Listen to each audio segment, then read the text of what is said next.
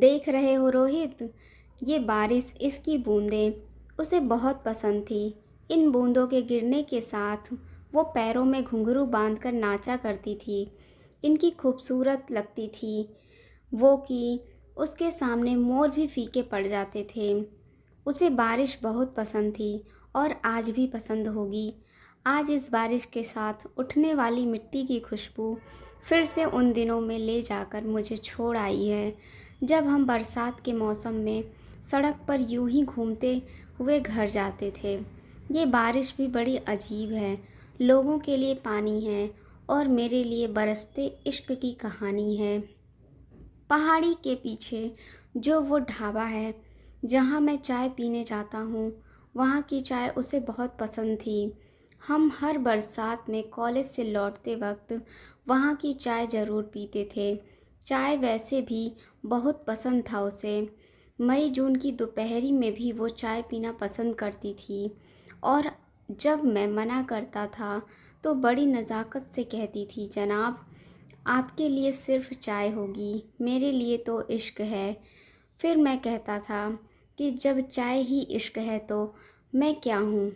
तो वह कहती थी, तुम और मैं तो एक हैं, तो मेरी पसंद तुम्हारी भी पसंद है। और ये बोलकर हंसने लगती थी। जानते हो, क्योंकि चाय मुझे पसंद कभी नहीं थी और ये बात वो जानती थी। हाँ, कभी कहा नहीं मैंने उसे, लेकिन उसे सब पता चल गया था। तुम्हें पता है, जिस दिन हमारी शादी तय हुई उस दिन भी ये बादल ऐसे ही ज़ोर से बरस रहे थे। हमारे साथ इन्होंने भी उस खुशी को महसूस किया था। ये भी हमारी खुशी में मेरी नैना की तरह झूम कर नाचे थे। उस दिन नैना ने मुझसे कहा था कि हम हमेशा इन बूंदों के साथ नाचेंगे गाएंगे। मैं हमेशा उसकी इन बेतुकी बातों पर हंसता रहता था। हमारी शादी की ये फ़ोटो देख रहे हो, नैना के चेहरे की मुस्कुराहट, ये खुशी हमारी शादी में दस्तक देने वाली बेमौसम बारिश के लिए थी। लोग बेमौसम बारिश से परेशान थे और मेरी नैना दुनिया की पहली दुल्हन होगी जो बारिश में भीगते हुए फ़ोटो शूट करवा रही थी। नैना को कभी अपने मेकअप, सजने संवरने की कोई चिंता नहीं रही। वो हमेशा से ही ऐसी बेपरवाह सी थी। रोहित सर, वो फ़ोटो तो नहीं है इस एल्बम में। अंशुल, नैना बारिश वाली फ़ोटो का एक अलग एल्बम बनवाना चाहती थी। उसके लिए एक अलग एल्बम भी बनवाई थी। शादी के बाद 15 दिन बाद ही मुझे अपनी ड्यूटी पर वापस जम्मू जाना पड़ा। जब यह बात नैना को पता चली तो मुझसे बोली कि तुम फौजियों का काम छुट्टी के मामले में बड़ा ख़राब है, लेकिन ठीक है, जाओ जल्दी आना। सबको बता दो कि तुम्हारे साथ रहने की बरसात में मैंने बुकिंग कर ली थी है, तो अपनी बारिश तुम यहीं बिताना मेरे साथ। शादी के पहले सावन में मुझे तुम्हारी छुट्टियां गिफ्ट में चाहिए। मैंने मुस्कुराते हुए कहा था, आपका हुक्म सर, आंखों पर। तो वो हंसने लगी थी। जब मैं वापस जा रहा था तो उसने अपनी आंखों में बिखरी नमी को छुपा लिया था। उसकी आंखों से एक आंसू ना गिरा। फिर मानसून आया और जम्मू में बाढ़ आ गई और मेरी छुट्टियां कैंसिल हो गई।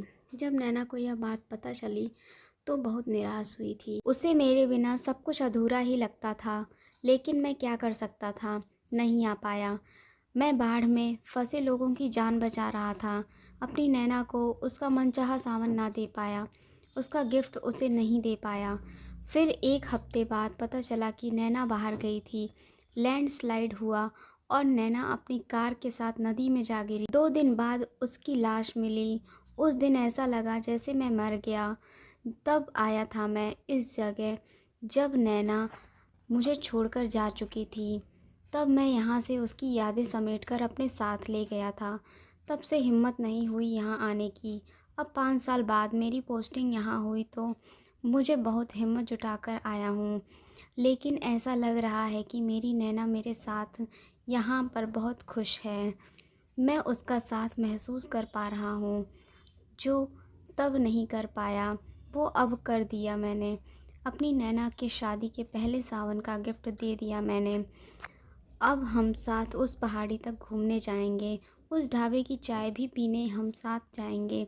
अब हम दोनों अपना हर सावन एक साथ यहीं मनाएंगे।